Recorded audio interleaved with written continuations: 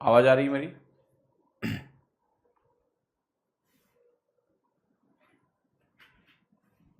Okay, सो हमें क्या start करना है? DI।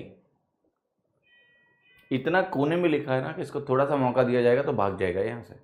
भागा ही जा रहा था, मैंने पकड़ के रोका है, अभी उधर ही जा रहा था। राइट। सो पहली बात तो DI को लेके कुछ मिथ्स हैं। मिथ्स जानते हो आप? मिथ बोलते हैं, वो क्या है मैं आपको समझाता हूं। जो SSC में पूछा जाता है ना, वो DI नहीं है। ठीक है, पहली बात। वो क्या पूछते हैं मैं आपको बताता हूं। SSC में जो सवाल आपसे पूछे जाते हैं वो are simply data calculation.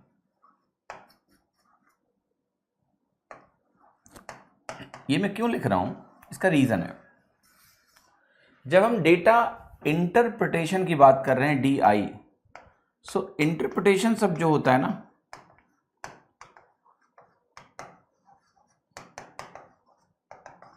Okay, इसकी मीनिंग क्या है? Data analysis and interpretation. So जब आपको डेटा दिया जाए, उस डेटा के बेसिस पे आप कुछ यूजफुल एंड कॉम्प्लेक्स एनालिसिस करें, राइट, जो थोड़ा सा दिमाग को हिलाए, तब वो वाकई में होता है डेटा इंटरप्रिटेशन। समझ में आई मेरी बात? किंतु अगर आप SSC के इतिहास को देखेंगे, SSC में जो फॉर्मेलिटी के लिए 5 DI के क्वेश्चन आते हैं, 7 क्वेश्चन 8 क्वेश्चन, अगर मेंस की बात करें तो वर्स्ट बेस्ट केस में वही 7-8 क्वेश्चन पूछ सकते हैं, वर्स्ट केस में 5 क्वेश्चन तो आने ही आने हैं आपके।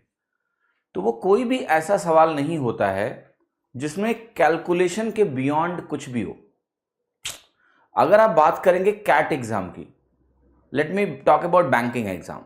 सो बैंकिंग एग्जाम में भी जब DI आना शुरू हुई तो डेटा इंटरप्रिटेशन में क्या होता है, शुरू में डेटा कैलकुलेशन था। अगर आप SBI PO के पुराने पेपर उठा के देखो 2012-13, it was just data calculation. अगर आपको डेटा फॉर्मेट्स पता है कि पाई चार्ट क्या होता है, बार चार्ट क्या होता है, कर सकते हो, जोड़ना घटाना होता था बस।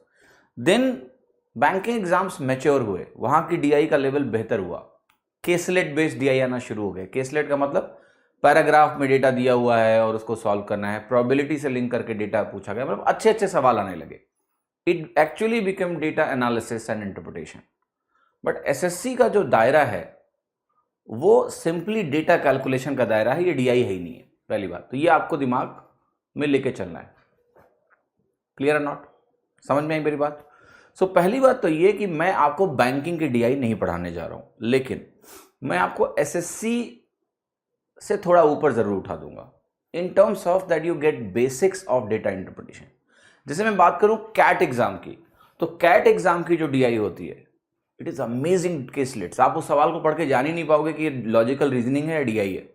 डेटा होता ही नहीं है, there is no lot of data कि खूब सारा डेटा तुमको दिख रहा है डेसिमल्स में। It is more logical DI, जहां पर आपका दिमाग ही हिल जाएगा पूरा। ठीक है, ऐसा नहीं कि कैलकुलेटिव DIs नहीं आते हैं, वहां भी कभी कभी आते हैं, बट अभी फॉर्मेट बदल गया है। सो मैं आपको ये समझाने की कोशिश कर रहा हूं, ठीक है, मैं आपको ये समझाने की कोशिश कर रहा हूं कि डेटा इंटरप्रिटेशन चैलेंजिंग तब होता है जब डेटा को कॉम्प्लेक्स वे में प्रस्तुत किया जाए और आपको बहुत सारी चीजें दिमाग में इंटरप्रेट करना पड़ेगा इवन डेटा को समझने के लिए, और डेटा को समझने के बाद जो कुछ पूछा जाएगा उसको निकालने के लिए, because they will be complex cases. So why data interpretation, let me talk about this, why data interpretation is introduce. DI सबसे पहले जो इस्तेमाल होने लगा कॉम्पिटेटिव एग्जाम्स में, वो MBA के कैट एग्जाम में इस्तेमाल होने लगा। और इसका रीजन था, इसका रीजन ये था कि यहां पर ये मैनेजर्स, MBA लोग क्या करते हैं, यूजुअली दे आर मैनेजर्स। तो जब वो कंपनी में जाते हैं, मैनेजर्स बनते हैं, तो बहुत सारी रिपोर्ट्स आती है। जैसे हम लोग अगर बात करें, हमारा जो मेरी जो डेली एक्टिविटी है, इसमें मैं बहुत सारी रिपोर्ट्स देखता हूं रोज। ठीक है, जैसे हमारे यहाँ टर्म्स होते हैं KPI को बोलते हैं की परफॉर्मेंस इंडिकेटर्स। अगर कोई स्टार्टअप में काम करता है या किसी ने कंपनीज में काम किया तो वो जानते होंगे, ये टर्म्स होते हैं जिससे कंपनीज अपनी परफॉर्मेंस मेजर करती हैं। एम्प्लॉयज़ के KPIs होते हैं।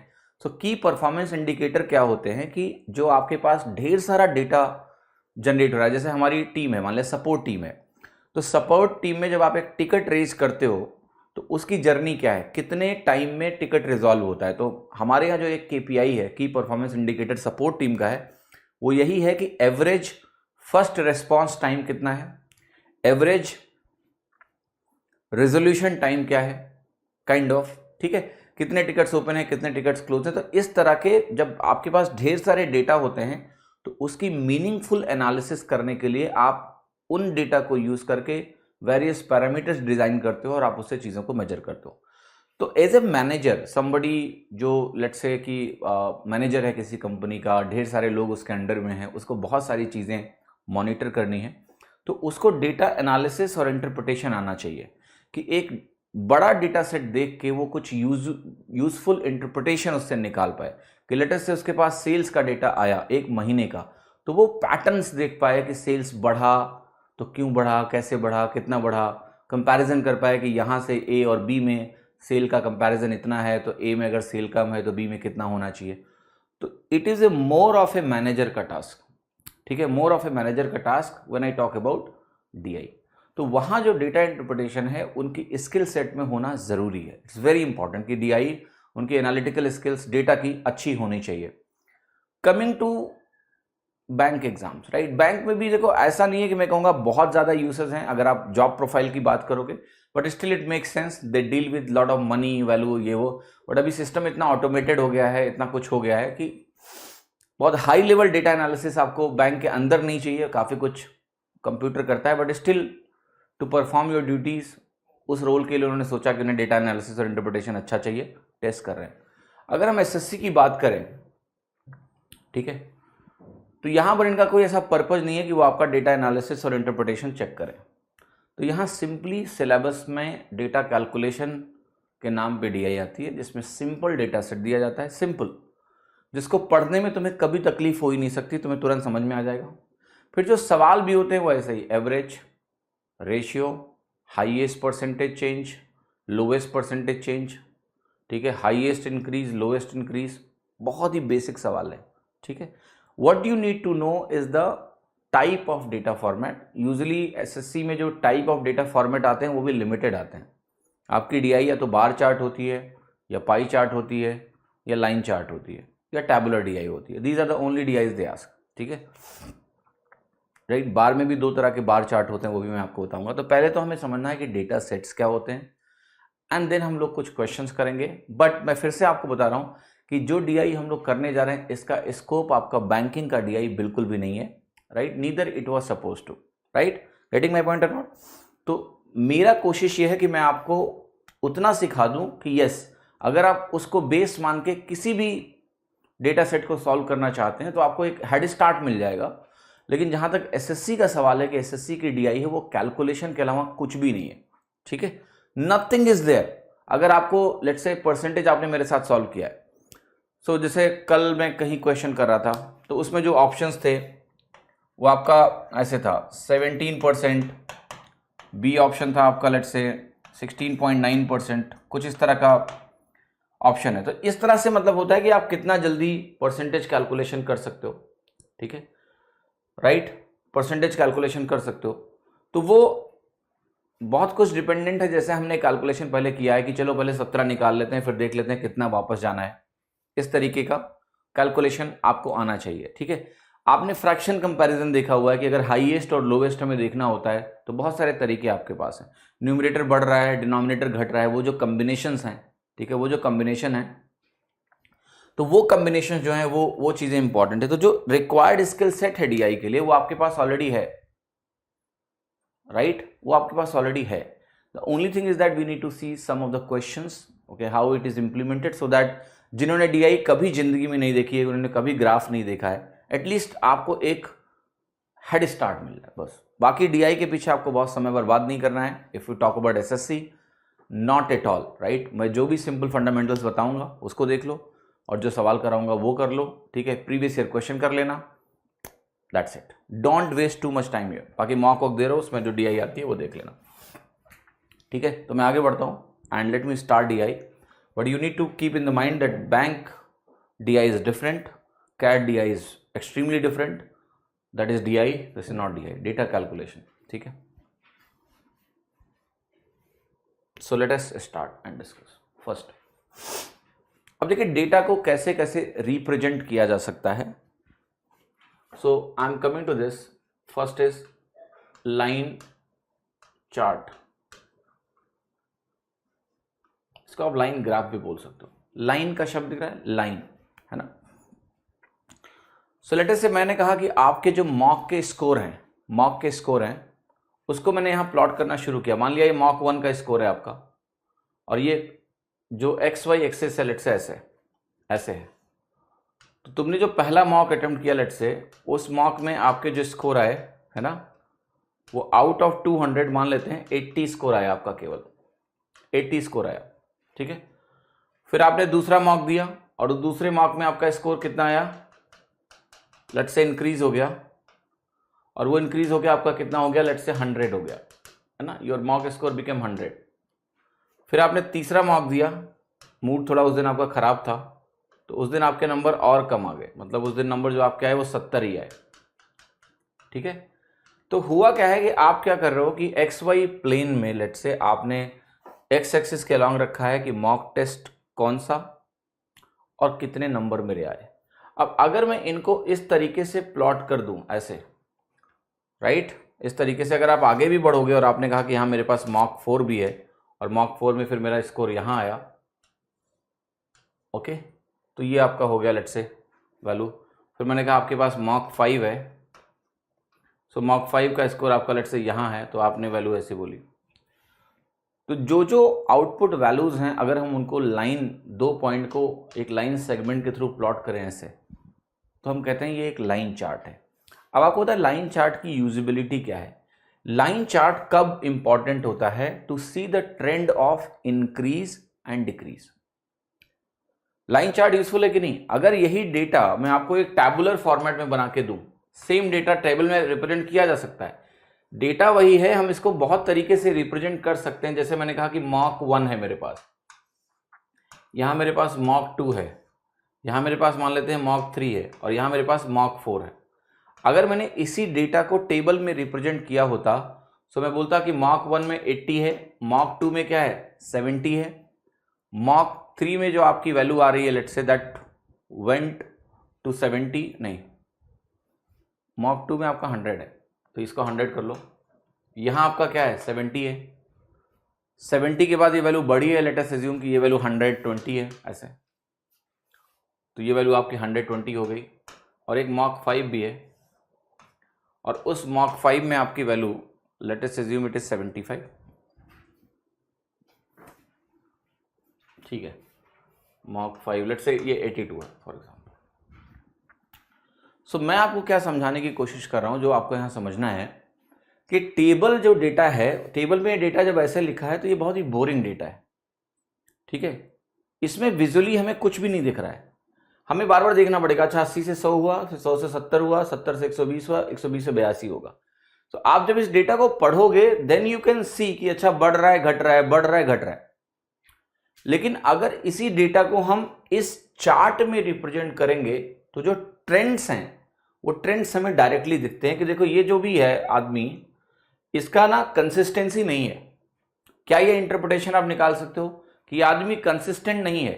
अब अगर आप पूछो कि एग्जाम में इसका क्या होने वाला है, कोई भरोसा नहीं कि ये 70 वाला है उस दिन, या उसका वो एक दिन 180 निकल जाए। अनप्रेडिक्टेबल पैटर्न इज देयर, बढ़ रहा है घट रहा है, बढ़ रहा है घट रहा है, बढ़ रहा है घट रहा है। अब इसी के बेसिस पे एनालिसिस हो सकती है कि ऐसा क्यों हो रहा है। देन आप डेटा में और डीप जा सकते हो कि आप देख सकते हो कि जिस दिन इसका लोएस्ट आया वो क्यों आया। आप इसके अंदर डेटा में जाके मॉक में देख सकते हो कि इसने किस तरह का अटेम्प्ट पैटर्न किया, किस तरह से क्वेश्चन स्किप किए, किस तरह से नहीं किए। देन आप देखो 120 वाले दिन इसका क्या तरीका था अटेम्प्ट करने का। तो इसका मतलब अगर ये 120 वाली कैरेक्टरिस्टिक डिस्प्ले करेगा तो इसके नंबर ज्यादा होंगे। This is what the data analysis is, कि looking at the bottom, looking at the peak, looking at the average values and figuring out what works what does not work. ये होता है data analysis. तो यहां से इस line chart से क्या होता है, ट्रेंड मिल जाता है। जैसे मैं अपनी बात करता हूं, हमारे यहां बहुत सारे ऐसे पैरामीटर हैं जहां पर मुझे रोज एब्सोल्यूट वैल्यू मेरे लिए इंपॉर्टेंट नहीं होती है, मेरे लिए इंपॉर्टेंट होता है ट्रेंड, राइट। लेट्स से हम चाहते हैं कि मंथ ऑन मंथ हमारी जो कंपनी का रेवेन्यू है, मंथ ऑन मंथ हमारी कंपनी का रेवेन्यू है, उसका ग्राफ ऐसा नहीं होना चाहिए कि बढ़ रहा है घट रहा है, बढ़ रहा है बढ़ रहा है। क्योंकि आप अगर ऐसे चल रहे हो तो आप स्टेगनेंट हो। This is not a good performance of any company. Company की जो परफॉर्मेंस है, अगर वो ठीक है सडन स्पाइक या डाउनवर्ड ट्रेंड्स आ सकते हैं, बट मोर और लेस जो ओवरऑल कर्व है ना, ये ऊपर की तरफ जाना चाहिए। Then you are actually growing month on month. Otherwise आप ग्रो कहां कर रहे हो, नहीं कर रहे हो। ठीक है, तो कई बार क्या होता है ना कि जो लेट्स से इट डिपेंड्स कि डेटा को कोलेट करके डेटा को प्रेजेंट जिसको किया जा रहा है वो कितना डेटा में इंटरेस्टेड है, इसीलिए डेटा डीआई के डेटा रिप्रेजेंटेशन की जरूरत पड़ी। ठीक है, लेट्स से मैं किसी रिपोर्ट को देख रहा हूं, मैं पूरे डेटा में इंटरेस्टेड नहीं हूं कि इंडिविजुअली मैं हर एक डेटा जाके चेक कर रहा हूं, उससे मैं क्या एनालिसिस करूंगा, कुछ नहीं। लेकिन जब डेटा एक प्रॉपर फॉर्मेट में रिप्रेजेंट होता है, लाइन चार्ट बना दिया उन्होंने, then I can quickly see the pattern and I can then ask the question कि ऐसा क्यों, यहां क्यों डाउन हुआ, यहां क्यों बढ़ा, and we can make faster decisions based on the data. ठीक है, तो लाइन चार्ट की यूजिबिलिटी है ट्रेंड देखने में, राइट, कि परसेंटेज ग्रोथ इंक्रीज डिक्रीज। तो जब भी हमारा फोकस ये होता है कि हम ट्रेंड देखना चाहते हैं, ट्रेंड एनालिसिस के लिए the line chart is the best way to represent इस। और बगल में मैंने आपको एक टैबुलर डेटा भी दिखा दिया है। टैबुलर डेटा में कुछ नहीं होता है, डेटा टेबल में होता है बस, राइट, टेबल में आपका डेटा बना के दे दिया गया, डायरेक्टली आप नंबर पढ़ सकते हो यहां पर। तो जब हमारा फोकस डेटा रिप्रेजेंटेशन में इस तरह से है कि हम सिर्फ किसी भी और फॉर्मेट में इसको ना लिख के, table is the most basic format. सबसे पहले टेबल फॉर्मेट ऑफ डेटा आया कि डेटा को ऐसे बॉक्स में डाल दो, ठीक है, जिसको जो पढ़ना है वो यहीं पढ़े, बट यहां पर कोई एडवांटेज नहीं था डेटा पढ़ने का। ठीक है, इसलिए टेबल से इंप्रूव करके लाइन चार्ट पे लोगों ने कहा कि लाइन चार्ट में डेटा को रिप्रेजेंट कर सकते हैं। ठीक है, तो अभी मैं क्या कर रहा हूं, मैं अभी सब डिफाइन कर रहा हूं कि चार्ट्स क्या हैं, देन हम लोग एक एक करके थोड़ा सा अंदर भी घुस के इनको देखने की कोशिश करेंगे। ठीक है, coming to third type of जो चार्ट होता है जिसको आप बोलते हो पाई चार्ट। पाई के पहले आप बार देख लो, बार चार्ट। तो देखिए बार चार्ट क्या होता है, इसमें क्या होता है, इसमें डेटा को रिप्रेजेंट करने के लिए हम लोग क्या करते हैं ना, एक वर्टिकल स्ट्रिप या फिर हॉरिजॉन्टल स्ट्रिप यूज करते हैं। जैसे मैंने कहा कि लेट्स से कि ये है मेरा 2005, ठीक, 2005 में किसी कार की सेल इतनी है, 2006 में उस कार की सेल क्या है, इतनी है। तो वहां पर हम क्या करेंगे, जैसे लाइन चार्ट में हम पॉइंट बना के लाइंस को ज्वाइन करते हैं, यहां पर हम पॉइंट बना के उस लाइन को ज्वाइन नहीं करेंगे, बट रादर बार बनाएंगे। आप देखो ये जो रिप्रेजेंटेशन है इनका विजुअल फोकस बहुत ज्यादा है कि आपको विजुअली चीजें दिखें। जैसे यहां पर विजुअल फोकस क्या है, ये और ये अगर आप मेरे सामने ऐसे बना दोगे विजुअली, तो मैं ये देख के जान सकता हूं कि भाई देखो ये डेटा बड़ा है, लंबा बड़ा हुआ तो डेटा बड़ा है। अब आप बहुत ध्यान से देखना, मैं आपको तीसरा डेटा बना के दिखा रहा हूं, बहुत ध्यान से देखना।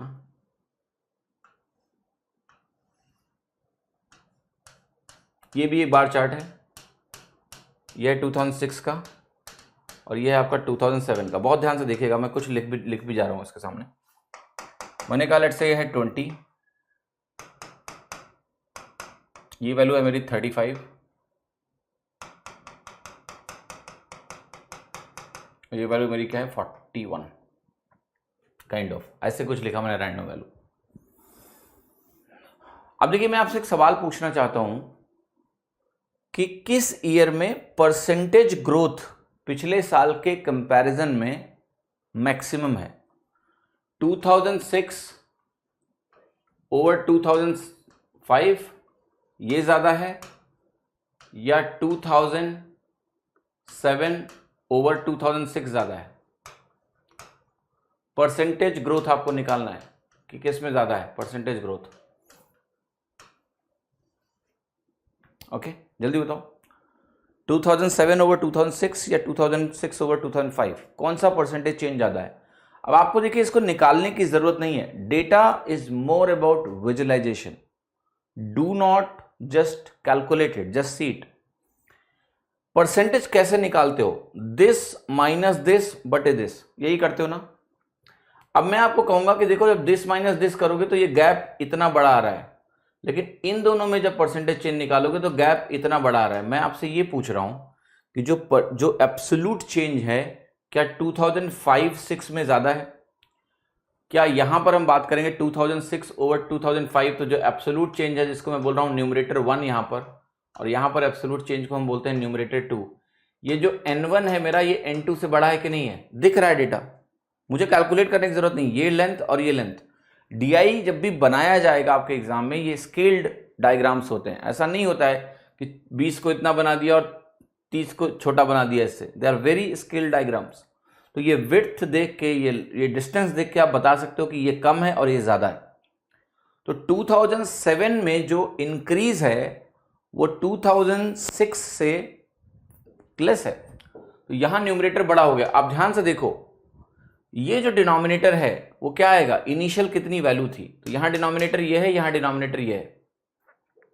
ओके, तो अगर मैं लिखूं D1 और D2, तो आपको ये क्लियर है कि यहां पर N1 न्यूमरेटर N2 से बड़ा है और डिनोमिनेटर छोटा है। आप मुझे बताओ कि 2006 में न्यूमरेटर बड़ा है, डिनोमिनेटर छोटा है, तो क्या ये ग्रोथ आपकी मैक्सिमम होगी? यस। आपको यहां कैलकुलेट करने की जरूरत नहीं है। एक मिस्टेक जो बच्चे करते हैं कि इन टॉपिक में जब वो कैलकुलेशन कर रहे होते हैं तो वो अरिथमेटिक वाली कैलकुलेशन करते हैं, जरूरत नहीं है। अगर आपसे परसेंटेज ग्रोथ पूछा गया है, हाईएस्ट परसेंटेज ग्रोथ पूछा गया है, तो basically it is about comparison. आपको ये पता करना है कि कहां हाईएस्ट ग्रोथ है, ये नहीं मतलब है कि वो कितनी है, ज्यादा किसकी है ये बताना। तो जो विजुअल अंडरस्टैंडिंग है, जो एक डायग्राम को देखना है, वो बहुत इंपॉर्टेंट है। जैसे आप ये सवाल अगर आपके सामने आना चाहिए तो आपके लिए डेटा इंपॉर्टेंट नहीं है, आपके लिए सिर्फ इंपॉर्टेंट ये है कि दिस एंड दिस, यहां पर चेंज कम है, बेस बड़ा है, यहां चेंज ज्यादा है, बेस छोटा है, तो डेफिनेटली ये परसेंटेज चेंज बड़ा होगा। Clear? Are you getting my point or not?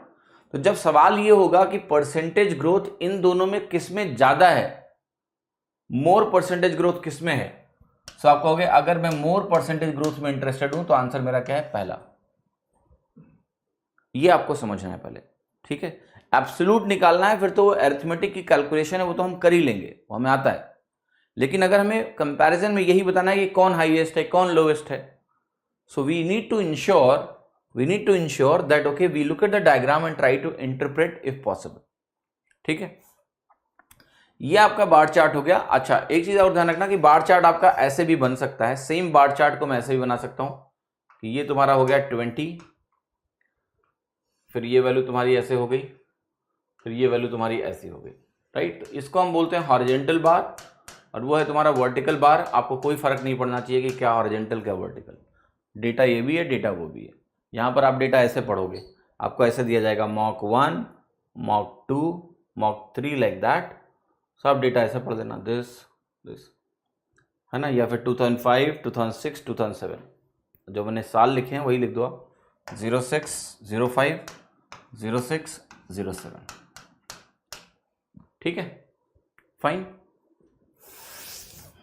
Moving next, and I will talk about bar में एक और वैरायटी होती है जिसको बोलते हैं क्यूमुलेटिव बार। ठीक है, तो ये भी देख लो आप, बार में आपका एक होता है क्यूमुलेटिव बार चार्ट।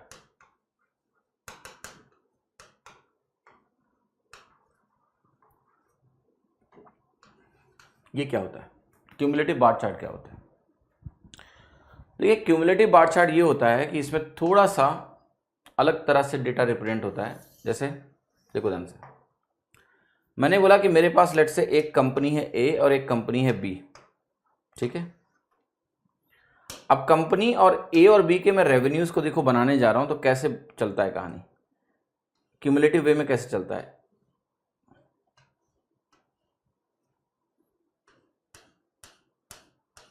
देखो एक हरा रंग मैंने दिया आपके सामने, ओके। लेटर से मैंने बोला कि ये वैल्यू मेरी क्या है, 20 है, ये वैल्यू जो है मेरी 18 है। ठीक है, और अब मैं यहां डिफाइन कर रहा हूं कि हरा का मतलब है 2005।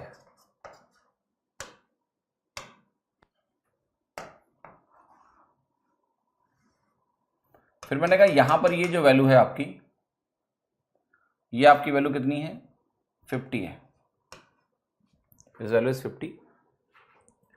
यहां पर फिर मैंने एक वैल्यू बनाई है ऐसे,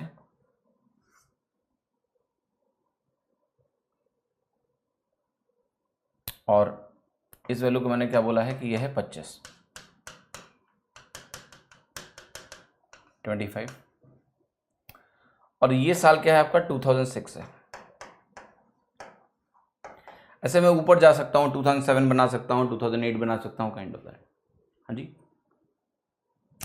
सो देखो यहाँ किया क्या गया है, इसको बोलते हैं क्यूमुलेटिव। का मतलब ये है कि जैसे 2005 का डेटा ये है, उसके ऊपर 2006 शुरू हुआ है, तो ये लेंथ 2005 है जो मैंने हरा से बनाया है। एग्जाम में अलग अलग शेड होंगे कि इसमें ये होगा, ये प्लेन होगा, काइंड ऑफ मैंने अलग अलग कलर यूज कर लिया है। सो आपको डेटा को क्यूमुलेटिवली कैसे पढ़ना है कि भाई ये जो 50 दिया हुआ है यहाँ पर टोटल वैल्यू यहाँ से यहाँ तक, इसमें 2005 के ऊपर 2006 है, तो 2005 का डेटा कितना है 20 है, तो 50 माइनस 20 आपका 2006 है। सो अगर मैं आपसे बोला कि कंपनी ए की जो 2006 की वैल्यू है वो कितनी है, तो आप कहोगे ओवरऑल 50 है, बस इसमें से 20 क्या है 2005 का है, तो ये वैल्यू मेरी 30 के बराबर है, क्योंकि ये क्यूमुलेटिव वैल्यू है। ये 50 इज सम ऑफ दिस 20 2005 का डेटा प्लस 2006 का डेटा, ये ओवरऑल लेंथ जो है, इसको हम बोलते हैं cumulative bar chart.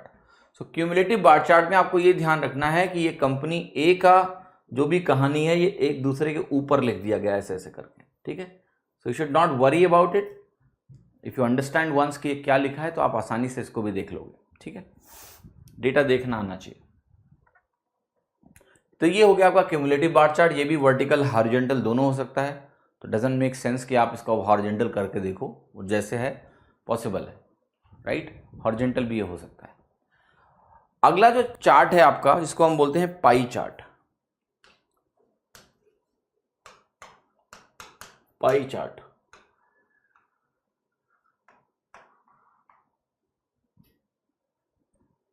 Okay. What is pi chart? देखो पाई चार्ट क्या होता है मैं आपको समझाता हूं, इसकी यूटिलिटी क्या है ये भी मैं आपको बताता हूं।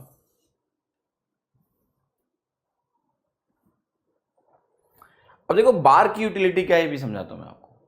देखिए बार का फायदा कब होता है मैं आपको बता रहा हूं। बार का फायदा ये होता है कि लेटेस्ट से आपको मान लिया 5 कंपनियों को कंपेयर करना है अक्रॉस सेम पैरामीटर, ठीक है।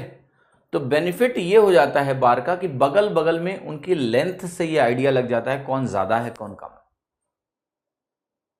आर यू गेटिंग दिस और not?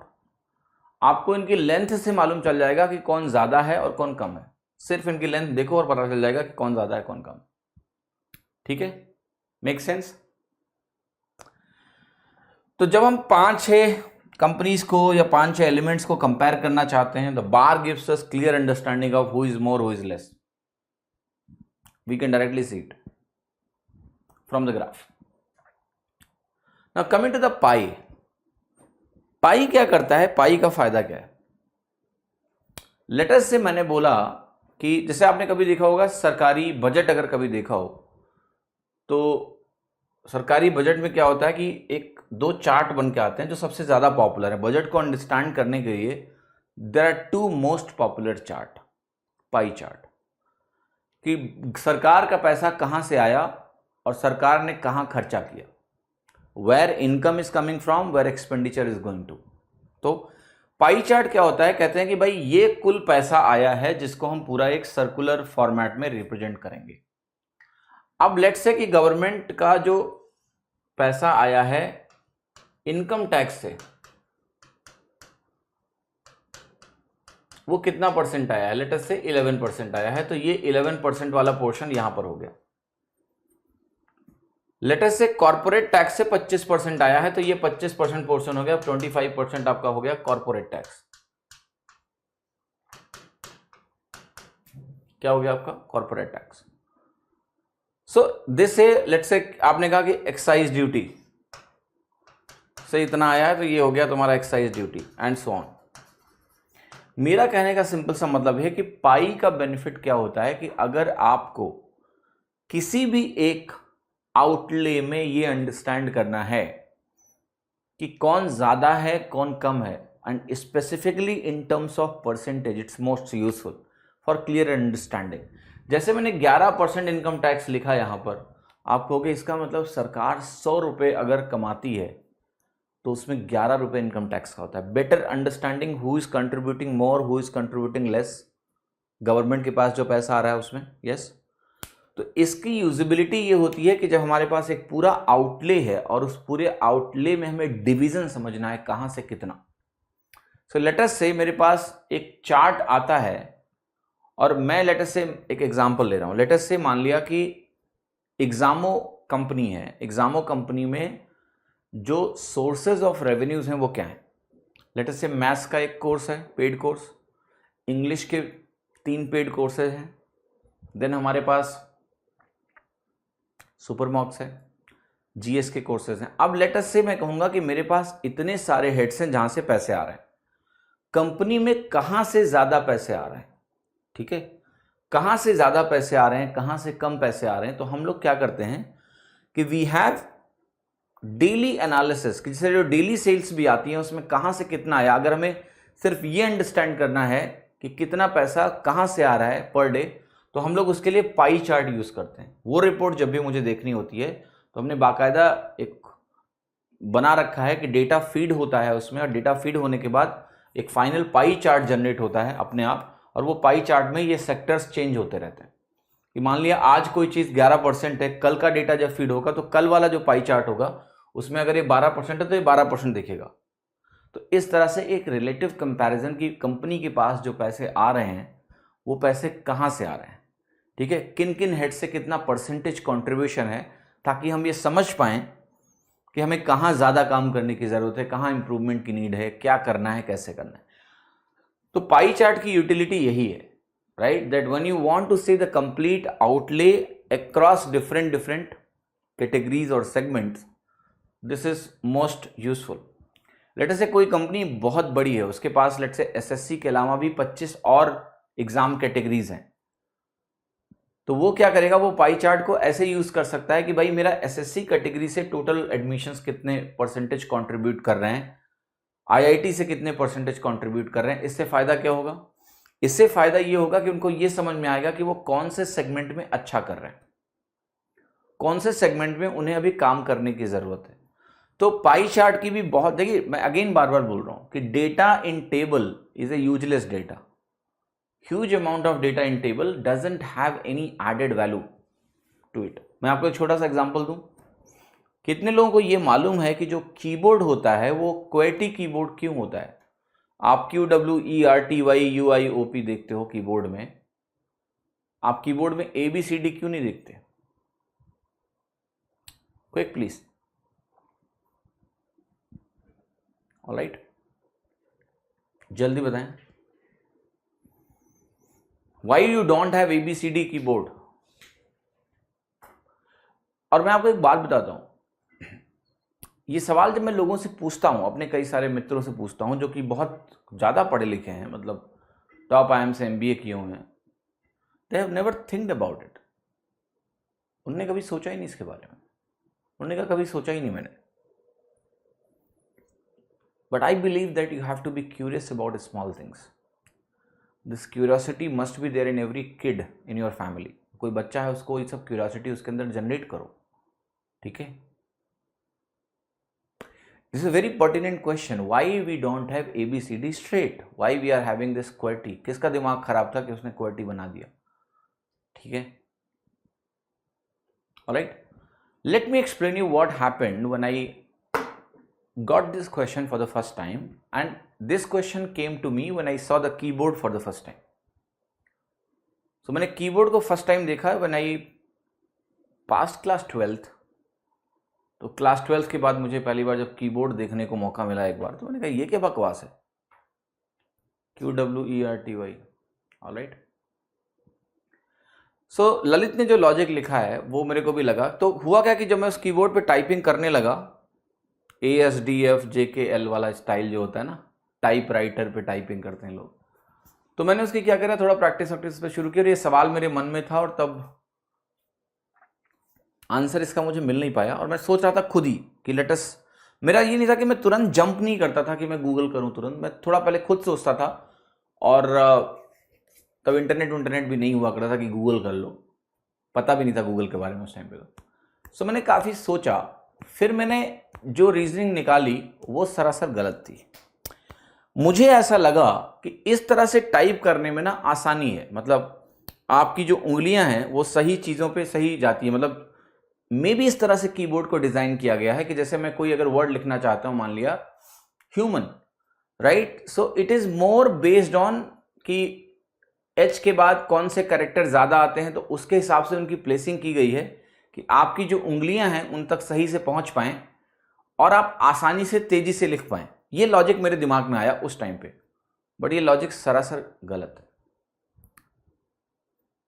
It is wrong. The reason for it that in the earlier days when have you seen a typewriter, कभी जिंदगी में टाइपराइटर देखा है कभी आपने? वाकई में जो टाइपराइटर होता है जिसमें ऐसे ऐसे ऐसे करके लिखते हैं और वो ठक ठक स्ट्रोक मारता है पेपर में, पेपर ऐसे सरकता है, नहीं देखा होगा, टीवी में जरूर देखा होगा आपने टाइपराइटर। तो टाइपराइटर क्या होता था, वो मैकेनिकली काम करता था कि आपने एक की को ऐसे प्रेस किया। अभी भी कोर्ट में जाओ तो वहां दिखेगा तुम्हें टाइपराइटर, बैठे रहते हैं लोग, है ना, तो ऐसा नहीं कि आपने नहीं देखा होगा। तो वहां जब वो टाइप करते हैं ऐसे, तो ये they push the button and वहां क्या होता है, something goes, mechanical things happen and then ठक से एक स्ट्रोक होता है और वो कैरेक्टर लिखा जाता है। सो जो ABCD फॉर्मेट था उसमें प्रॉब्लम ये थी कि मैक्सिमम ऐसे वर्ड्स आ रहे थे जिसमें दो बगल बगल के कीज को लगातार प्रेस करना पड़ता था या आसपास की कीज को ज्यादा प्रेस करना पड़ता था। अब वो चूंकि मैकेनिकल है तो जब बगल बगल की कीज को आप ज्यादा प्रेस करते थे तो अक्सर वो खराब हो जाता था। There was mechanical limitation, the more बगल बगल वाली कीज यूज होती थी वो कभी जैम हो जाता था, कभी खराब हो जाता था। तो ये एक फिजिकल मैकेनिकल प्रॉब्लम थी उन मशीन्स में कि जो मोस्ट यूज वर्ड थे ABCD फॉर्मेट में, they are coming closer, and if they are coming closer those keys are frequently use together, तो वो जैम हो गया या फिर वो ब्लॉक हो गया या फिर वो टाइपराइटर्स अक्सर खराब होते थे। तो उन्होंने क्या किया कि मोस्ट यूज वर्ड को दूर दूर किया। आप जरा देखना, A कहां पर है, एक कोने में है, और B कहां है, नीचे, तो AB को अलग कर दिया, ठीक है। X देखो कहां है और Y देखो तुम्हारा कहां है, काइंड ऑफ, है ना। सो मेरा कहने का मतलब है कि then they created this kind of format where the keys are actually separated. So usually you do not press the keys बगल बगल वाला इमीडिएटली। आप टाइप करके देखो QWERTY कीपैड में यूजुअली क्या होता है आपका कि आप बगल बगल वाली दो कीज लगातार यूजुअली प्रेस नहीं करते हो। अब देखिए इसको ट्राई करना कभी, you go here, you go there, you go here, you go there. तो ये लिमिटेशंस थी आपकी QWERTY कीपैड में। टाइपराइटर स्टेज से ये कंटिन्यू हुआ और फिर ये कीबोर्ड में क्यों आया? देखो कीबोर्ड में आने का इसका रीजन ये था कि once you get used to something it is very difficult to come out of it. So people become used to QWERTY typewriter keypad, वहां से सीधा जब कीबोर्ड बनाया गया तो QWERTY को अडॉप्ट किया गया। This is not the best और the fastest format to use. QWERTY keypad were use because people were use to it. फिर क्या हुआ कि अब इसको चेंज क्यों नहीं किया जा रहा है? Because it is now ubiquitous. When something become ubiquitous and you don't, let's say कि मैंने कहा कि आप कोई और कीबोर्ड फॉर्मेट रट लो, ABCD यूज कर लो। अब आप मेरे ऑफिस आओगे तो आपको कीबोर्ड क्या मिलेगा? QWERTY। तो काम का नहीं है ना आपके लिए। तो अब ये यूबिक्विटस है, हर जगह QWERTY कीपैड रखा हुआ है फिजिकल। तो अगर आप QWERTY कीपैड में यूज नहीं करो, आप कोई और कीबोर्ड की मास्टरी कर लोगे तो आप वहां काम नहीं कर सकते हो। आप साइबर कैफे कभी यूज करना पड़ेगा तो नहीं कर पाओगे। सो अब ये क्या है कि चूंकि ये यूनिवर्सल हो गया है, ये हर जगह फैल गया है, तो people are more comfortable with QWERTY। It's new normal, ये एक नॉर्मल है सबके लिए कि वो उसके लिए कंफर्टेबल है, हमेशा उसी पे उन्होंने टाइपिंग करी है, तो they are more comfortable into that. इसके बाद एक और फॉर्मेट आया है कीबोर्ड का जिसका नाम है डोराक, बोलते हैं उसको, DVORAK। वो एक कीबोर्ड फॉर्मेट है जो यूसेज के हिसाब से डिजाइन किया गया है। It is the fastest keyboard design की अगर आप उस पर टाइप करते हो तो आप सबसे तेज कर पाओगे, बिकॉज वो जो इंटेलिजेंट तरीके से उसको बिल्ड किया गया है, in a way how we type, how words are based on that it has been design. ABCD format भी फास्टेस्ट नहीं होगा। द वे बगल बगल कीज जो प्लेस्ड हैं दैट इज नॉट फास्टेस्ट। आपको दो बगल बगल कीज दबाने में थोड़ा ज्यादा दिक्कत होगी अगर दबाना पड़ रहा है तो, इट इज लिटिल डिफिकल्ट। तो उन्होंने उस डोराक कीबोर्ड जो डिजाइन किया है वो कीबोर्ड इस तरीके का है कि वो कंपैरेटिवली फास्टर है, because they have done the required changes in a way कि जिस तरह से आप हाथ को मूव करेंगे उस फैशन में आप तेज टाइप कर पाएंगे। But the problem is, again, you know, what you are comfortable with is the QWERTY. So we are continuing with QWERTY. Why I am giving this example is this, that as a human being, we need to be curious. If we are not curious, you are not doing justice with yourself. Ask these questions to yourself, then you'll get the answer. Okay? और आजकल तो answer पाना मुश्किल नहीं है, right? You can find it. थोड़ा सा सोचो, नहीं समझ में आ रहा, इधर उधर गूगल मारोगे, मिल जाएगा कुछ ना कुछ. तो be curious and always learn. So मैं आपको ये समझाने की कोशिश कर रहा था अभी कि कुछ चीज पॉपुलर हो जाती हैं, मतलब they are ubiquitous and that's why most people use it, kind of, right? Clear हुआ सभी को? अच्छा, अब मैं ये भूल गया हूं कि मैंने एग्जांपल तुम्हें दिया क्यों. कुछ तो बात रही होगी, अब वो बात तुम मुझे याद दिलाओ. ये एग्जांपल ऐसे तो नहीं आया होगा, कुछ तो बात कर रहा था मैं. कोई याद दिलाएगा क्या बात कर रहा था? सो टाइपराइटर के जमाने का जो प्रॉब्लम था उसको सॉल्व करने के लिए कीज को दूर दूर किया गया और वही फॉर्मेट यूबिक्विटस हो गया, हर जगह हो गया, एवरीवेयर. ओके,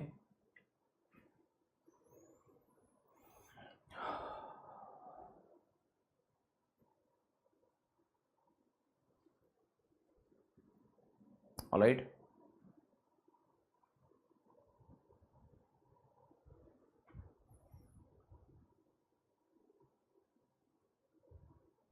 तहसील में देखें, बहुत अच्छी बात है.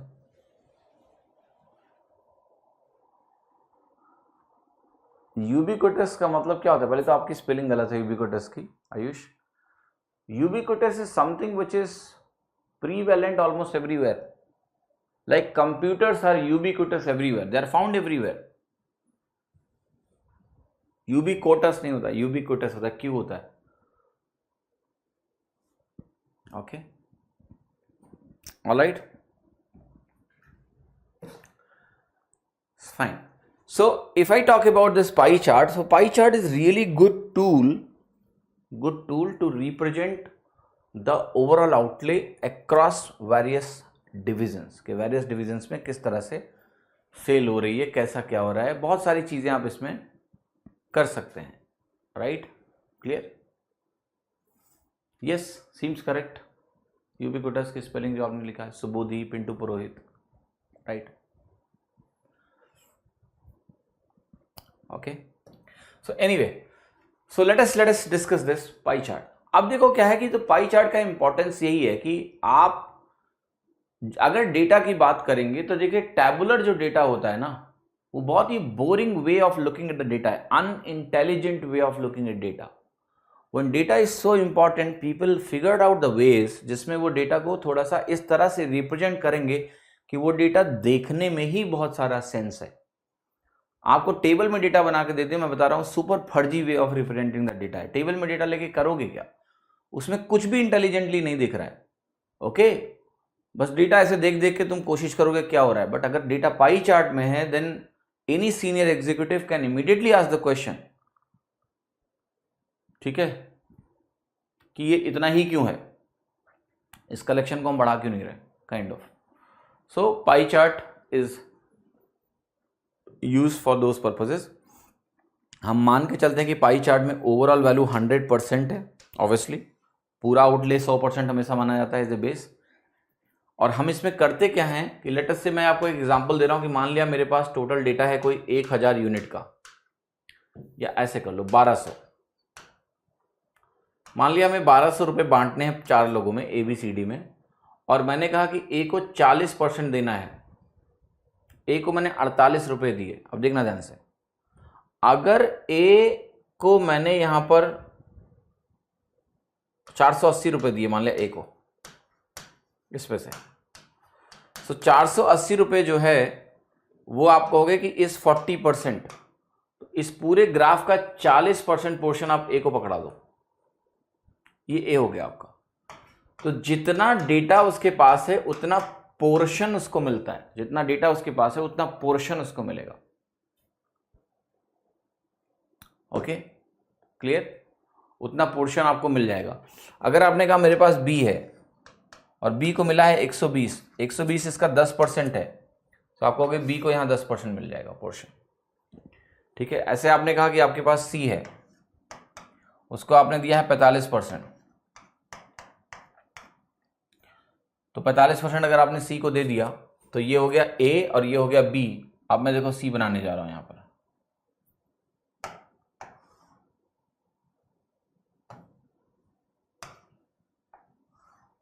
ये मेरा सी हो गया 45%, और जो बाकी है मान लेते हैं डी को गया है 5%, तो ये तुम्हारा डी हो गया 5%। सो किसको कितना पोर्शन जाएगा, किसको कितना पोर्शन जाएगा, ये डिपेंड करता है कौन कितना डेटा होल्ड करता है। इसलिए विजुअली देख के आप जान सकते हो कि भाई सी ए से ज्यादा है, क्योंकि यहां पर डेटा बनेगा जब, तो जो ज्यादा डेटा होगा वो ज्यादा सेक्टर एरिया ऑक्युपाई करेगा, या फिर इन अदर वर्ड्स हम कह सकते हैं वो ज्यादा सेंट्रल एंगल ऑक्युपाई करेगा जिसका ज्यादा डेटा होगा कंपैरेटिवली। सो डेटा क्या करते हैं, जितना भी डेटा है ओवरऑल के रेस्पेक्ट में सबका परसेंटेज निकाल के प्लॉट कर दो, या सारे डेटा का रेशियो निकाल दो, और जो रेशियो है वही रेशियो में आप पूरा इन एरियाज को डिवाइड कर दो या फिर इस सेंट्रल एंगल को डिवाइड कर दो, क्योंकि एरिया जो होता है सेंट्रल एंगल के डायरेक्टली प्रोपोर्शनल होता है। जिसका सेंट्रल एंगल एक से दूसरा डबल है तो डबल एरिया, ट्रिपल है तो ट्रिपल एरिया। 45 डिग्री का सेक्टर जो होता है उसका एरिया आधा होता है 90 डिग्री के सेक्टर से। तो डिग्रीज का जो रेशियो है, जो सेंट्रल एंगल का रेशियो है, वही सेम रेशियो है एरिया में। तो आप ऐसे बोल सकते हो कि इनको एरिया जो देना है, सेक्टर एरिया, वो क्या होगा, that will be based on the data ratio, और इस तरह से हम इसको प्लॉट करेंगे। तो ये हो गया तुम्हारा पाई चार्ट, राइट। तो हमने बात करी लाइन की, टेबल की, बार की, और हमने बात करी यहां पर अभी कि पाई चार्ट का डेटा होता है। डेटा को रिप्रेजेंट करने के और भी बहुत सारे तरीके होते हैं, ठीक है, मेनी वेज आउट। जैसे आपका होता है एक डायग्राम डेटा रिप्रेजेंट करने का, उसको हम बोलते हैं simply caselet format of data. Caselet का मतलब ये होता है कि आपको कोई भी डेटा नहीं बना के दिया जाएगा, एक बड़ी सी कहानी लिखी जाएगी, उस कहानी में डेटा होगा, पैराग्राफ होता है पूरा, केसलेट बोलते हैं। तो उसमें ऐसे डेटा लिखा होता है, वो थोड़ा चैलेंजिंग हो जाता है क्योंकि वहां कुछ भी नहीं दिखता है। द टेबल से भी खराब तरीका है केसलेट में लिखने का, बट कई बार लिमिटेशंस होती हैं कि आपको डेटा को केसलेट में लिख के समझाना पड़ता है। तो एक लाइन कहानी, दूसरी कहानी, तीसरी कहानी, चौथी कहानी, पांचवी कहानी, छठवीं कहानी, बड़ी बड़ी कहानी लिखी है, और उस कहानी में आपको डेटा दिया, उस पे बेसिस पे क्वेश्चंस होते हैं। ये आपके एसएससी एग्जाम में नहीं आता है, ठीक है। एसएससी एग्जाम में आपका जो भी पूछा जाएगा डीआई, वो सिंपल सा सवाल पूछा जाएगा, ठीक है। फिर आपका एक होता है रेडार चार्ट, एक होता है आपका रेडार चार्ट, ठीक है। ये भी आपके एग्जाम में नहीं आना है, यूजुअली इसको आरबीआई एग्जाम्स में पूछते हैं। रेडार चार्ट होता है, बहुत सरल होता है, इसमें डेटा को रिप्रेजेंट करने से जो होता है ना, इस तरह से डेटा बनता है। ऐसे एक लाइन होती है और ऐसे ऐसे ऐसे करके रेडियल लाइन्स इससे निकली होती हैं, और फिर डेटा को ऐसे प्लॉट किया जाता है इसमें, ठीक है। इस तरह से होता है, फिर ऐसे होता है प्लॉट डेटा। तो मुश्किल नहीं है, मतलब you can understand like this कि मैं कहता हूँ ये मान लिया ए है और ये बी है, ये सी है, ये डी है और ये ई है, राइट। तो ये A B C D E आपने बोल दिया, एलिमेंट्स हो गए आपके, और फिर आपका ये डेटा हो सकता है। या आप ऐसे समझ लो कि देखो यहां पर मैंने बोला कि ये 20 है और ये 10 है, ये 15 है, ये 40 है। तो ये बेसिकली ऐसे डेटा मार्कर्स होते हैं यहाँ पर, और वो डेटा मार्कर किसके हैं आप कहोगे, ए के लिए है, ये बी के लिए, kind of that, for different different years. आप बोलोगे कि ये 2005 की कहानी है, तो ये वाला लाइन पूरा 2005 वाला हो गया।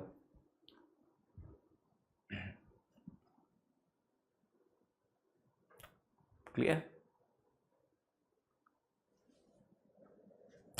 देखिए पाई चार्ट इसको क्यों बोलते हैं, कभी आपने पाई, खाने वाला पाई पता है आपको कि नहीं, गोल गोल होता है वो। जैसे अगर हमारे यहाँ बनता तो इसको हम बोलते हैं रोटी चाट, अगर भारत में इसको इजाद किया होता हमने, बाहर वालों ने किया तो उनके यहाँ कोई खाने वाली चीज़ होती है पाई नाम की, पाई चार्ट। हम कहते हैं रोटी चाट है हमारे यहाँ।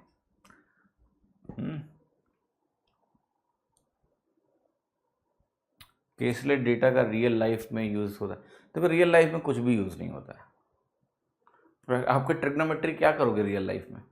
मुझे आज तक बाहर जाते समय किसी ने नहीं पूछा कि बताओ उस टावर की ऊंचाई कितनी है हाइट एंड डिस्टेंस लगा के, कभी ज़रूरत ही नहीं पड़ी। मेरी कैलकुलस बहुत अच्छी थी, बट जेई एग्ज़ाम जब मैंने दिया लास्ट टाइम, उसके बाद मैंने कैलकुलस को उठा के भी नहीं देखा। मुझे कैलकुलस की कभी ज़रूरत नहीं पड़ी। किसी ने मुझसे नहीं बोला कि इंटीग्रेशन करके बताओगे तभी तुम्हें ये सामान मिलेगा। Nobody asked it. So practical life में ना कुछ भी किसी का इस्तेमाल नहीं है। रियल लाइफ में to live a life, good life, you don't need anything. Professional requirement हो सकती है तुम्हारी, है ना? Okay, so caselet based discussions होते हैं बहुत सारे। तो caselet DI is a useful format जहां पर केसेस में चीज़ों को लिखा जाता है पूरा, should be able to understand it. और अदरवाइज ऐसा कोई इसका इस्तेमाल नहीं है जिसकी आप बात पूछोगे कि इसकी कोई ज़रूरत है। ठीक है, बाकी और भी फॉर्मेट्स होते हैं, ट्रायंगुलर फॉर्मेट, ये फॉर्मेट, वो format, but for your exam आपको स्टिक करना है किस पे? स्टैंडर्ड फॉर्मेट, टेबल, लाइन, बार, पाई, बस। मैथमेटिकल पाई समझते थे आप, या मेरे को मालूम नहीं है कि पाई क्यों बोलते हैं, बट मेरी एनालिसिस यही है। जो मैंने, मेरे अंदर क्यूरियोसिटी उत्पन्न हुई थी तो मैंने पता किया था, यही था। कोई गूगल करो ज़रा, देखो, कर लेते हैं। आपने सवाल उठा ही दिया तो ऐसा ना हो कि मैंने कुछ गलत बता दिया और तुम किसी और को जाके बता दो। ठीक है, वाई, जरा गूगल करो please. Why pie chart is called as pie chart.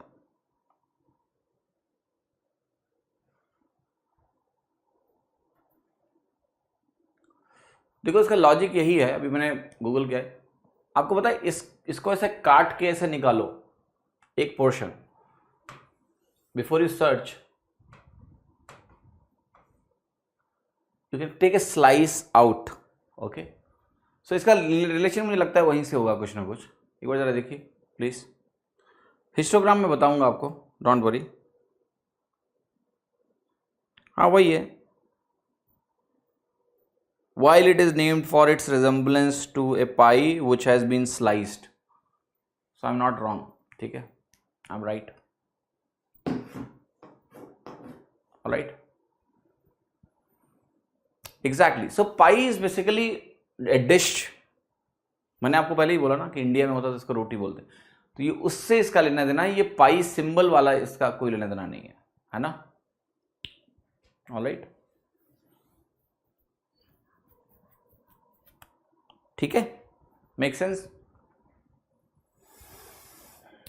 तो चलो एक काम करते हैं, अभी एक एक करके बात करते हैं थोड़ा सा लाइन चार्ट की, टेबल की। टेबल में ऐसा कुछ बताने को नहीं है, टेबल है सीधा डेटा पढ़ो, आंसर निकालो। पर थोड़ा थोड़ा चीज़ें मैं आपको बताऊंगा, जो 2-3 चीज़ें आपको जाननी हैं, और वो है लाइन चार्ट में कुछ विजुअल तरीके हैं चीज़ों को देखने के, वो मैं आपको दिखाना चाहता हूँ, उसको आप जल्दी जल्दी समझेंगे। ठीक है, देखो ध्यान से। लेटर से मैंने कहा कि आपके पास कुछ डेटा मैंने दिया है,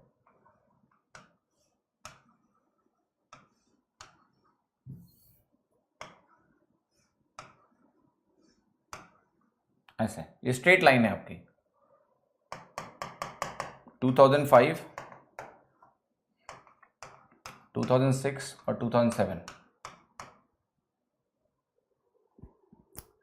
यहां पर मैंने परसेंटेज ग्रोथ को बोल दिया X%, इससे इस पे जो ग्रोथ हुई है X% की है, और यहां से यहां तक की जो ग्रोथ है वो मेरी क्या है, Y% की है।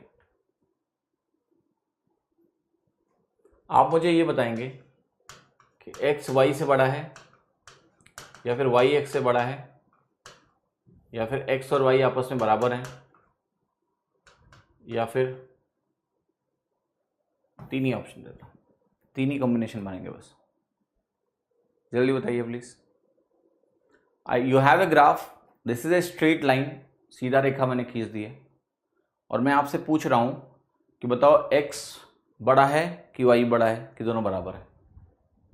नो डेटा गिवन, कोई डेटा नहीं दिया मैंने आपको, जानबूझ के नहीं दिया, जरूरत ही नहीं है। जल्दी। somebody saying why maths, Ayush? Look, maths is needed if you talk about, देखो life is all about your decisions, right? कि किसी भी गिवन सिनारियो में आपको क्या लगता है कि MBA वालों को, IIM वालों को इतना पैसा क्यों मिलता है? इट्स ऑल अबाउट, कैट एक बहुत ही स्टैंडर्ड एप्टीट्यूड एग्जाम है। To crack that exam you need to be really good, पहली चीज। Then they go to IIM, 2 साल वहाँ मस्त टाइम पास कराते हैं, थोड़ी बहुत बेसिक समझा देते हैं, बट द मेन टेस्ट जो उनका होता है, वो मेन टेस्ट उनका होता है यहाँ पर, जब वो कैट दे रहे होते हैं। वो एग्जाम इस तरह से डिजाइन किया गया है। Life is all about your own decisions, how fast and quick decisions you can make, how fast you can solve things, that's how you proceed in your life. तो एक डिसीजन मेकिंग का ही test होता है। तो maths एक बहुत बड़ा role play करता है टू एनालाइज, ठीक है? तो ऐसे अगर आप एक बहुत आम जिंदगी जी रहे हो तो आपको कुछ नहीं चाहिए मैथ्स में भी, आपको बस जोड़ना घटाना थोड़ा बहुत आएगा, तो लोग आपको बेवकूफ़ नहीं बना पाएंगे। But to have more impact you need these skills. Alright, clear? So यहां पर मैंने आपको क्या बताया कि आपको बताना है इसमें कि क्या होगा, क्या करेक्ट होगा, क्या नहीं होगा। बेस पे डिपेंडेंट है, कैसे बताएं without data? Okay, it is possible to tell without data, how? Just see. आप मुझे बताओ कि यहां से यहां तक की जो ग्रोथ है, देखिए लाइन चार्ट जब भी प्लॉट किया जाता है तो ऐसा नहीं हो सकता है कि 2005 2007 ये सब इक्वली स्पेस डेटा होता है। मतलब ईयर की जो प्लॉटिंग होती है वो ये डिस्टेंस बराबर होती है, that's how they are plotted. अब अगर आप ध्यान से देखो तो आप कहोगे अगर ये लीनियर है, ग्राफ अगर लीनियर है तो बहुत ध्यान से आपको समझना है, ये एंगल और ये एंगल बराबर है कि नहीं है? यस। ये बेस इस बेस के बराबर है कि नहीं है? यस। ये वर्टिकल ये इसके बराबर है कि नहीं? ये दोनों ट्राइंगल जो हैं, ये दोनों ट्राइंगल कॉन्ग्रुएंट ट्राइंगल्स हैं। अगर ये दोनों ट्राइंगल कॉन्ग्रुएंट ट्राइंगल्स हैं तो आपको ये भी कंफ्यूजन नहीं होना चाहिए कि ये जो लेंथ है और ये जो लेंथ है ये दोनों इक्वल होंगे, लेट्स से ए और ए। सो कहने का मतलब ये है कि इन दोनों में जो ग्रोथ हो रहा है ये वाली वैल्यू ग्रोथ की है, क्योंकि यहां पर आपका वैल्यू प्लॉटेड है। जो भी है, ये कुछ है, ये कुछ है, ये कुछ है, जितना ये होगा उतना ही ये होगा। यानी जो चेंज है दोनों वर्षों में वो बराबर है। यहां चेंज ए का है, यहां भी चेंज ए का है वैल्यू में, और यहां का बेस क्या है? छोटा है। चेंज वही है, बेस छोटा है। चेंज वही है और बेस छोटा है, तो परसेंटेज चेंज बड़ा होगा कि नहीं होगा? यस। सो एक्स परसेंटेज आपका वाई परसेंटेज से बड़ा होगा। ए आपका X is more than Y. Without having और looking at any data you can tell this, get this skill. कभी भी तुम्हें अगर एक स्ट्रेट लाइन कर्व में ऐसे दिखे, लाइन चार्ट में सीधा, तो जैसे आप आगे स्टेप्स लेते जाते हो परसेंटेज ग्रोथ कम होता जाता है, क्योंकि बेस बड़ा होता जाता है। लेकिन अगर स्ट्रेट लाइन है तो एब्सोल्यूट चेंज इक्वल होता है। एक साल से दूसरे साल में, दूसरे साल से तीसरे साल में एब्सोल्यूट चेंज बराबर है और बेस बढ़ता जा रहा है, तो परसेंटेज इंक्रीज क्या है? तो अगर मान लिया, अब मैं आपको समझाता हूं कितनी जरूरी चीज मैं आपको सिखा रहा हूं। लेट अस से कोई कंपनी का ग्राफ अगर ऐसा है,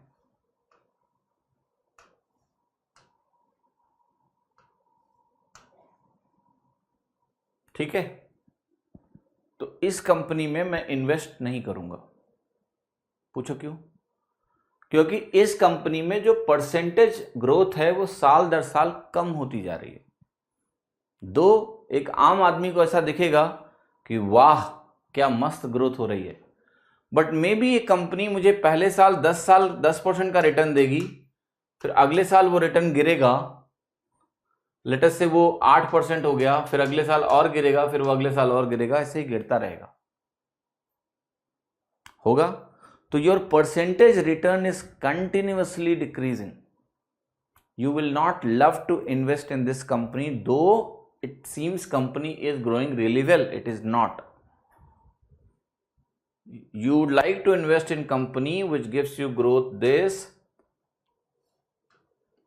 like this. मतलब you are looking for a curve actually, not a straight line. ठीक है. सो आपको ये समझना है. सो जैसे मान लिया मुझे, अब कोई मैं रिपोर्ट देख रहा हूं, मुझे ये अंडरस्टैंडिंग है, अब कोई मुझे लाइन चार्ट लाके दिखाता है कि देखो देखो देखो सुपर मॉक्स के यूजर्स में इस तरह की ग्रोथ हो रही है.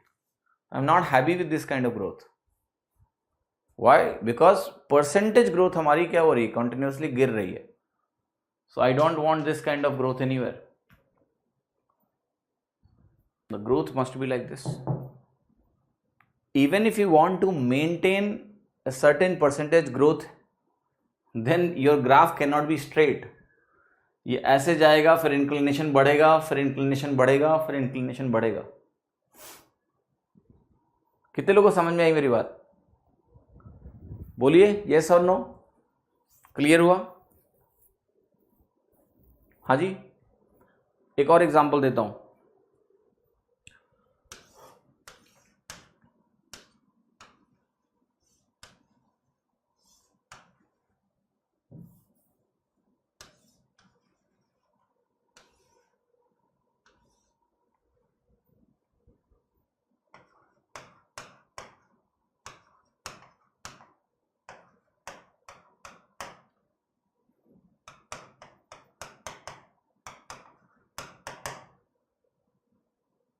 यहां से यहां तक +X%, यहां से यहां तक -Y%. X बराबर Y, X more than Y, X less than Y, C and D. जल्दी बताओ.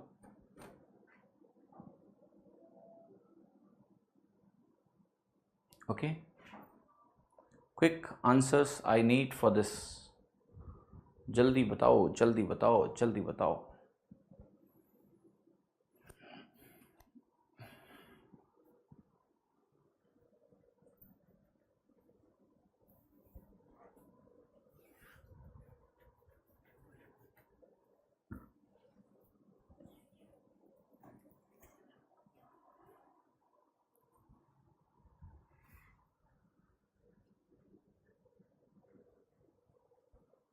कितने लोग कह रहे हैं X बराबर Y है?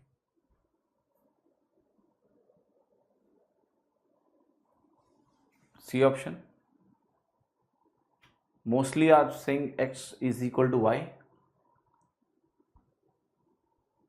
X less than Y, X more than Y, X less than Y. Okay, ठीक है. ध्यान से फिर से आपको समझना क्या है कि यहां से यहां तक जो भी चेंज है, लेटर से यहां पर कोई भी वैल्यू है और यहां पर कोई वैल्यू है, तो जो वैल्यू में चेंज आ रहा है वो ये है. वैल्यू आप यहां देखते हो ना कि वैल्यू कितनी चेंज हुई. तो आपको कि यहां पर मान लिया A है और यहां पर मान लेते हैं B है, तो वैल्यू में जो चेंज है वो B माइनस A है. यही B माइनस A का चेंज यहां भी है और यही B माइनस A का चेंज यहां भी है, बशर्ते यहां बढ़ रहा है और यहां घट रहा है. तो मेरा कहने का मतलब है कि मैं दो कैलकुलेशन जो कर रहा हूं, X और Y, दोनों X और Y में जिसके रेस्पेक्ट में मुझे निकालना है वैल्यू, बेस मेरा अलग अलग है. जब मैं X निकाल रहा हूं तो न्यूमरेटर N है जो कि B माइनस A है. X की वैल्यू ध्यान से देखना, B minus A upon A है, और Y की वैल्यू भी आपकी क्या है, B minus A upon B है. क्योंकि चेंज दोनों में बराबर है, बस ये घट रहा है और ये बढ़ रहा है. बेसेस अलग अलग हैं, चेंज न्यूमरेटर का बराबर है, बेसेस अलग अलग हैं. बड़े बेस पे लेस परसेंटेज आएगा, Y की मैग्नीट्यूड छोटा होगा, X का बड़ा होगा. So answer is X more than Y. समझ में आया? तो यही लाइन चार्ट जब आप बिना किसी अंडरस्टैंडिंग के देखते हो तो आपको उसमें सिर्फ डेटा दिखता है, पर यही लाइन चार्ट अगर आप विद अंडरस्टैंडिंग देखते हो तो आपको बहुत कुछ दिख रहा है। आपको ये दिख रहा है कि भाई ये x परसेंटेज, यहां से जो परसेंटेज, अब आप कहोगे कि सर लेकिन परसेंटेज इंक्रीज को हम परसेंटेज डिक्रीज से कंपेयर क्यों करेंगे?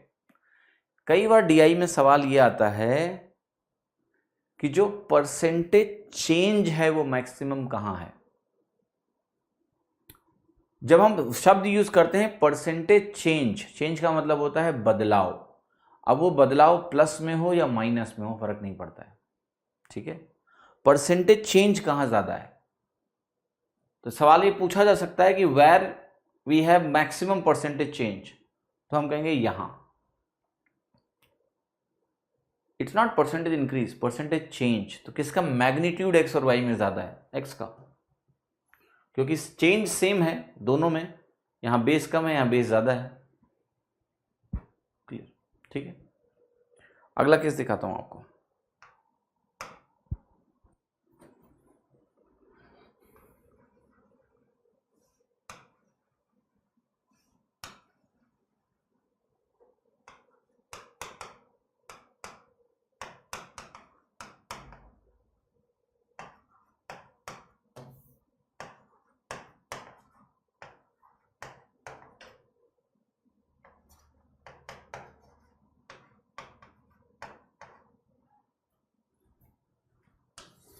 बताओ,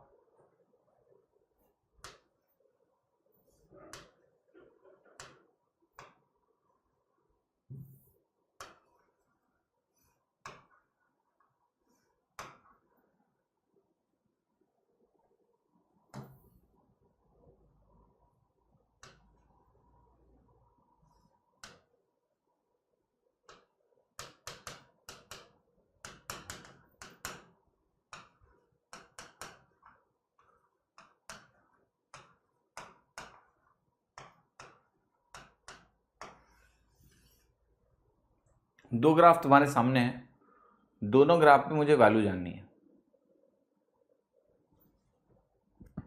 what will be relation between X and Y here considering, again understand कर लो, मैं ये ईयर इसलिए लिख रहा हूं कि आपको ये पता हो कि base length are plotted equally.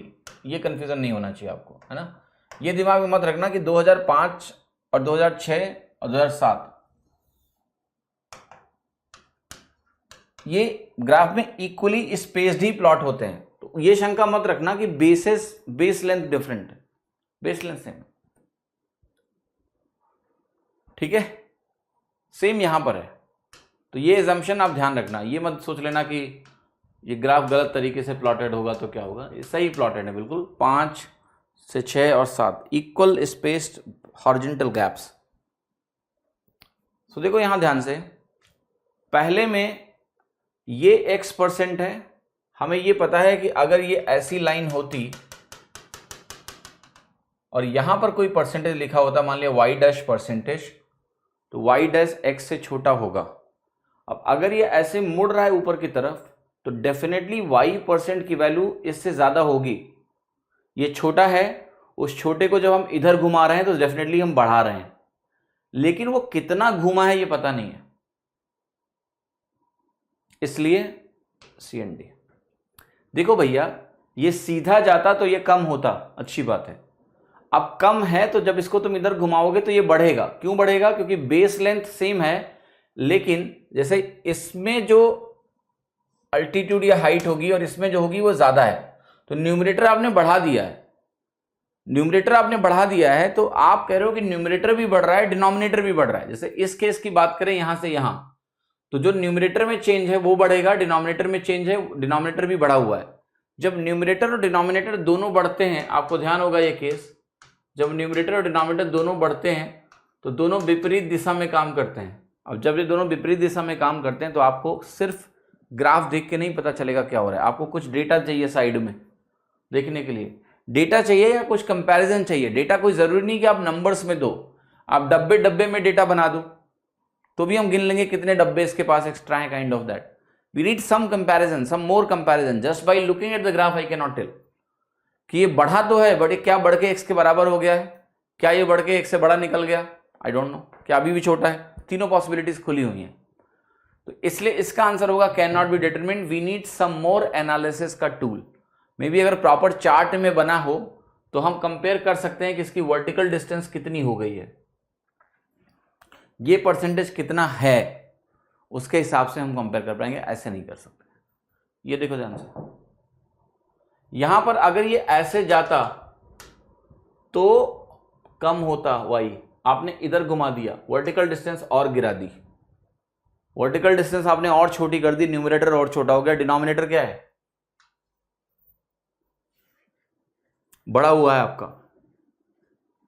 तो डिनोमिनेटर अगर आपका बढ़ा हुआ है और न्यूमरेटर तुमने छोटा कर दिया तो वैल्यू क्या हो गई? और कम हो गई। तो न्यूमरेटर आपने छोटा कर दिया, डिनोमिनेटर आपने बढ़ाया है, क्योंकि यहां डिनोमिनेटर बढ़ा हुआ है, तो ये तो डेफिनेटली आपका छोटा आएगा। तो हम जानते हैं कि ये y अगर ऐसा होता तो ही छोटा होता। आपने इसको राइट में टर्न कर दिया, अगर आपने इसको राइट में टर्न कर दिया तो ये तो डेफिनेटली छोटा ही है। सो x is more than y। और ये जो एनालिसिस अभी हम लोग कर रहे हैं, ये इन ग्राफ्स को क्या बोलते हैं? Increasing graphs. ये इंक्रीजिंग ग्राफ है, बढ़ रहा है, ये भी आपका इंक्रीजिंग ग्राफ ही है, ऊपर की तरफ ही जा रहा है, ऊपर की तरफ ही जा रहा है।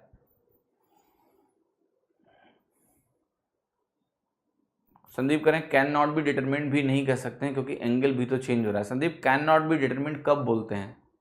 जब तीनों पॉसिबिलिटीज खुली होती हैं।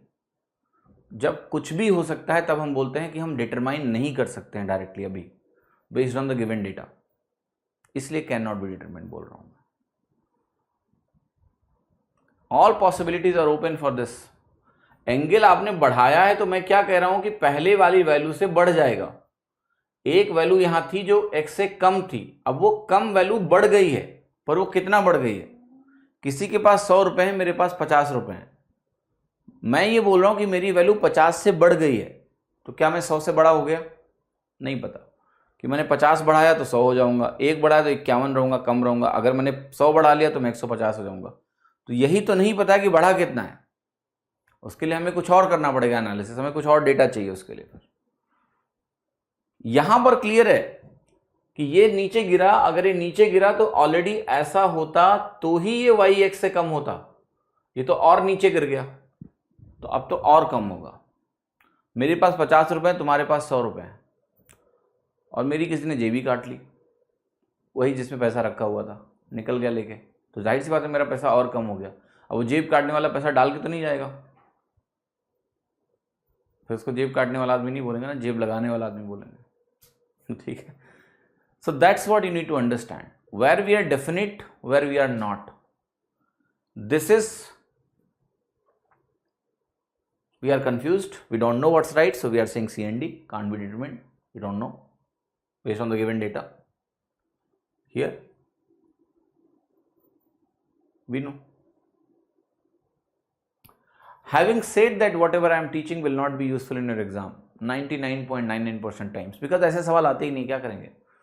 ट्रेंड बेस्ड क्वेश्चंस देते नहीं है, लाइन चार्ट के क्वेश्चन तो यूजुअली वो इससे भी कम पूछते हैं। मेनली उनकी पसंद क्या है? Pie chart, bar chart, pie chart, bar chart table, pie chart, bar chart table. और लीनियर डेटा अगर आपको देंगे, लाइन चार्ट देंगे, then it is useful.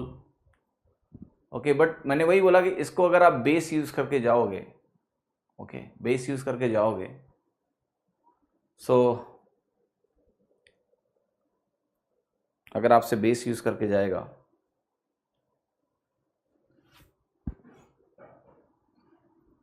so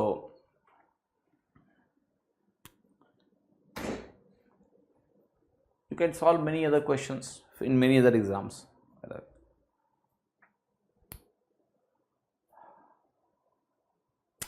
कितना बड़ा है ये नहीं ना पूछ रहा है, क्वेश्चन में पूछ रहा है कि मोर और लेस देन। अरे संदीप जी आप बताओ क्या बोलोगे आप, मोर है कि लेस है कि बराबर है?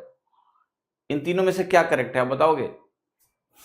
क्या आप कहोगे तीनों करेक्ट हैं? तीनों एक साथ करेक्ट नहीं हो सकते हैं। तो यहां पर आपको मैंने ऐसा ऑप्शन नहीं दिया इधर ए और बी और सी।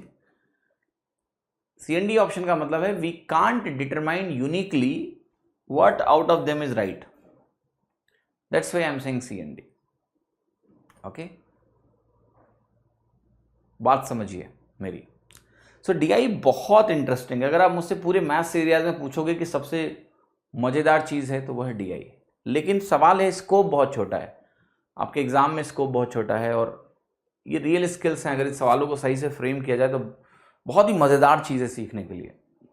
मतलब मुझसे कोई पूछे तो मैं तो कहूँगा मैथ ही हटा दूँ पूरा, केवल डेटा एनालिसिस और इंटरप्रिटेशन, डिसीजन मेकिंग चेक करो बच्चों की, किस तरह का वो डिसीजन ले सकते हैं डेटा देख के, वही काम है, वही होना चाहिए। आप अपनी जॉब में जाके कभी मेंसुरेशन का यूज़ नहीं करोगे, कुछ नहीं करोगे। बट ये भी एक तरीका है, वो टेस्ट करते हैं कि कौन क्वेश्चंस को जल्दी लगा लेता है, मैथमेटिकल क्वेश्चन को कौन जल्दी सॉल्व कर लेता है। When data is very close, how to determine them. देखिए, डेटा अगर बहुत क्लोज होगा तो आप कैसे उसको डिटरमिन करोगे, अगर आप ये पूछते हो मुझसे कि देखिए क्लोजनेस का मतलब ये होता है, मैं भी कल क्लास पढ़ा रहा था तो मैंने यही बोला, मैंने कहा रिश्ता कितना भी मजबूत हो, अगर आग लगाने वाला निपुण है तो आग लगा देता है, ठीक है। ये उसकी स्किल पर डिपेंडेंट है कि अगर आग लगाने वाला आदमी शातिर है। एक हमारे पौराणिक काल में नारद जी हुआ करते थे, नारद मुनि जी, वो सबसे फेवरेट कैरेक्टर थे मेरे, है ना। क्योंकि जब वो स्क्रीन पे आते तो पता था कुछ आग लगाने वाले हैं ये। सो डेटा इतना क्लोज कभी नहीं होता है कि आप डिफरेंशिएट ना कर पाए। आपकी स्किल होनी चाहिए। 17% है, 17.5% है, तो भी 0.5% का गैप है, जो कि बहुत बड़ा है। इट्स अ गुड गैप, उसके बीच में आप घुस सकते हो। तो जो आपने परसेंटेज कैलकुलेशन इतना टाइम मेरे साथ बताया है, इतनी कैलकुलेशन मैंने आपको सिखाई है, सवाल सॉल्व किया तो ये कर रहा हूं वो कर रहा हूं, वही चीजों की जरूरत है। आपके एग्जाम में कभी ऐसा समस्या नहीं आएगा कि बहुत क्लोज हम डिटरमाइन नहीं कर पा रहे हैं, कर लोगे आप।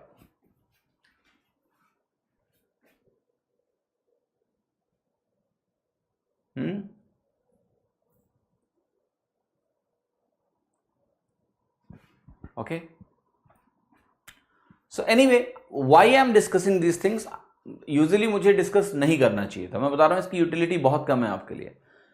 पर सवाल ये ना कि मैं आपको I am again planting some seed, कि अगर आप किसी भी एग्जाम की तैयारी करो और वहां डीआई पढ़ने जाओगे ना, तो आपको पता चलेगा कि there is lot to see in the data, there is lot to see in the chart without data, ठीक है, वो देखना जरूरी है।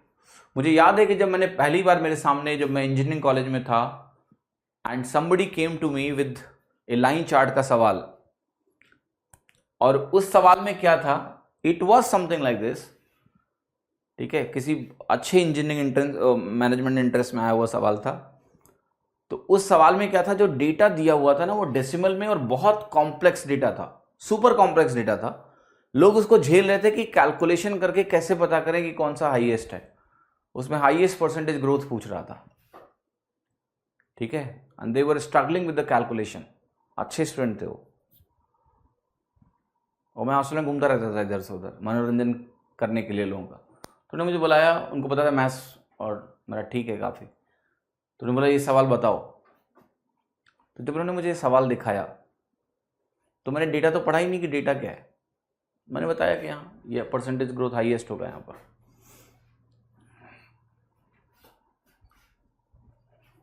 तो ये काफ़ी श्योर हो गया था कॉलेज में,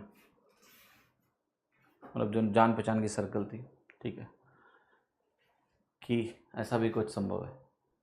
the most important thing is that how do you look at things. Okay, इन सब चीज़ों पे आपको थोड़ा क्यूरियस होना पड़ेगा।